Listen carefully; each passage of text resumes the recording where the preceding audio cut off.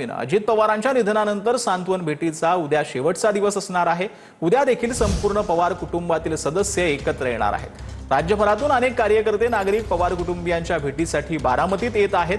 सहयोग सोसायटीमधील सुनेत्रा पवारांच्या निवासस्थानी मोठी गर्दी होण्याची शक्यता आहे।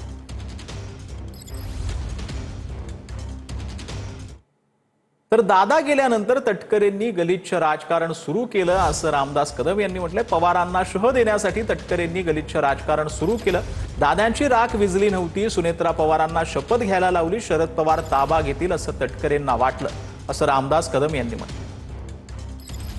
अचानक काळानं आणि काळाच्या दादांनी घेऊन गेला, पण दादा गेल्यानंतर सुनील तटकरेंनी जे गलिच्छ राजकारण केलं शरद पवार साहेबांना शह देण्यासाठी, ते महाराष्ट्राला लाजिरवाणं आहे। अजितदादांची स्मशानामधली राख देखील विजली नव्हती, शांत झाली नव्हती। असं असताना वहिनींना मंत्रालयामध्ये घेऊन त्यांना शपथ घ्यायला लावला। त्यांना शपथ घ्यायला का 10 दिवस गेले असतं तर काय झालं असतं। पण हा माणूस किती चाणाक्ष आणि चालाक आहे बघा। त्यांना असं वाटलं की शरद पवार साहेब ताबा घेतील। विरोधक आरोप करतायत तटकरेंवरती की अजितदादांना तटकरेंनी संपवलं म्हणून। तथ्य असेल कदाचित, तटकरे काय करू शकतात।